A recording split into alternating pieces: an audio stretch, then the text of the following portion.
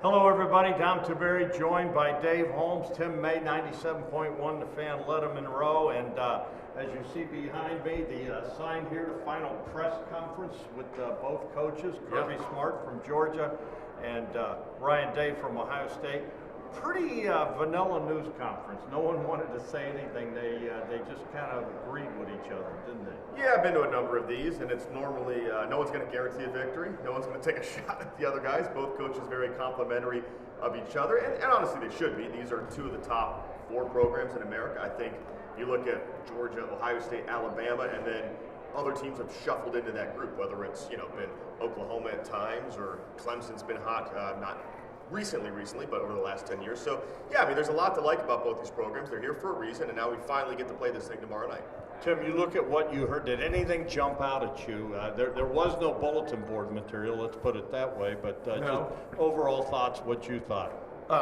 Just kind of what Dave said, there was no breaking news coming out of this press conference except for the fact, yes, the game is on.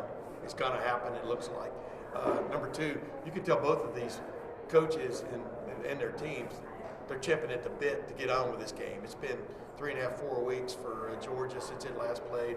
For Ohio State, a week longer than that, as we all know, because of what happened. They both got obviously challenges here. Georgia is trying to repeat and run the table undefeated. Ohio State is trying to bounce back from losing to Michigan.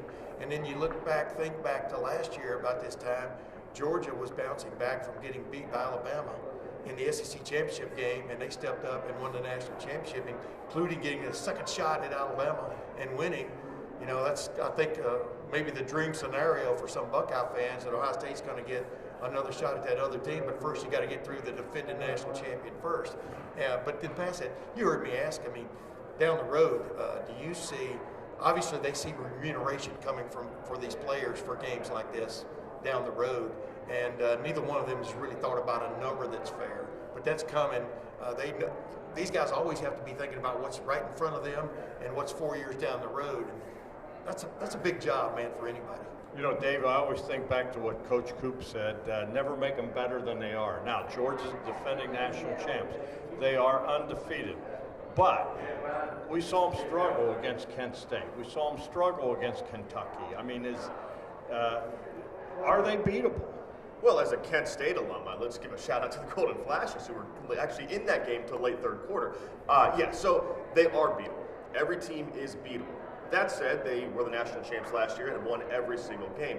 The thing is, I don't know if Georgia is built to be a team that wins every game by 5 touchdowns. It's almost not what they do. They are a ball control team. Stetson Bennett is a don't turn it over quarterback. The defense is elite. So Georgia's almost comfortable winning games 27-14.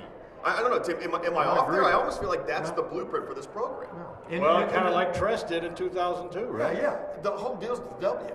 TCU is that team, And if TCU hadn't frozen when it got down to the goal line there in that overtime, it might have beaten Kansas State, in that Big 12 championship game, and be sitting there undefeated also in this group. But here's what you have to say: Georgia's had some close calls here. They were trailing in the fourth quarter against Missouri, found a way to come back and win, and in my opinion, emphatically win against Kentucky. Kentucky did a great job against them defensively, but they did an even better job against Kentucky defensively, and win that game 16-6. It's all about winning and advancing in this age, and that's where Georgia stands out. And Ohio State, yes, the Michigan game sticks in every Ohio State fan's craw, but I just keep thinking back to that Penn State game when Ohio State goes into the fourth quarter trailing and finds a way, and I thought it was C.J. Stroud's finest moment in a game that mattered. Obviously the Rose Bowl mattered from a bragging standpoint, and that second half, man, that will rarely ever be duplicated, if at all. But the fourth quarter of the Penn State game shows Ohio State had fight in its belly when it mattered most, and C.J. Stroud stepped up to the moment. I'm thinking this is going to the fourth quarter, just like last year's national championship game did between Georgia and Alabama. Now, who's going to sprint to the finish? Yeah, and I think what Tim said there is interesting. If you talk Missouri, you said Kent State and Kentucky.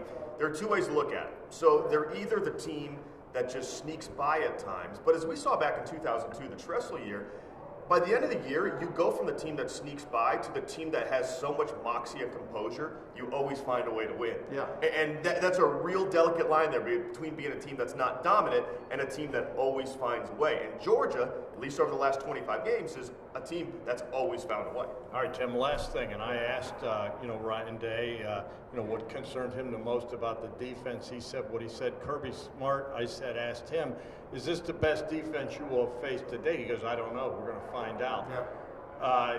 Best offense. No, best offense. Best right. offense. Right. Which I You think. got the offense. You got the other question in the way. Yeah. Well, they were supposed to. Is this the best offense they will face? It's like I'm covering the Don Tiberi press conference. Yes, sir. Yeah. This is about, in my opinion, by far may not be the right term. This is the best passing attack they will have faced. I'm talking about Georgia's. If they pass. If Ohio State passes? Yeah. Well, if Ohio State passes, doesn't pass, there should be an investigation. But number two, what really buoys Ohio State right now is Ryan Day thinks Mayan Williams is back on the beam. You got to have some semblance of a running game. That's something to definitely watch in this game, and having him get over his illness is a big deal. And so that's what Kirby Smart and them are going to have to be dealing with. But we saw LSU throw for over 500 yards against this defense several weeks ago. I'm talking about Georgia's defense. And I don't think LSU is on the level with Ohio State this year. We'll see. We're trying to answer questions about something we're not going to know until about midnight on Saturday night. But yeah, I think Ohio State is primed to throw the ball on these guys. Still got to complete them. Who wins your score? I got Ohio State winning something like 38-34, some kind of weird game into the 30s, because like even Kevin Wilson said the other day, the Ohio State offensive coordinator, a lot of times in these games you slug it out, and all of a sudden somebody hits a big play, because these games are decided on big plays, and then the gates open. So 38-34, something doesn't matter, Ohio State. I got Ohio State 38-35. I've said that all week. And Dave, you? I got them 31-30, and we're going to find out if this is our head or our heart speaking come New Year's Eve. But I think all of us believe they have the talent to get it done, but they cannot execute the way they did against Michigan. No, they can't. They have to protect the football. They cannot beat themselves with dumb penalties. They have to score touchdowns. You can't settle for field goals. You get in the red zone, you got to put it in the end zone. He's Tim May. He's Dave Holmes. I'm Don Tiberi. Don't forget, coming up tonight, 7 to 8, a 1-hour Buckeye Blitz special. In Atlanta with the Buckeyes, he's on the phone ordering pizza. He's Tim May. He's Dave Holmes. We'll talk to you later.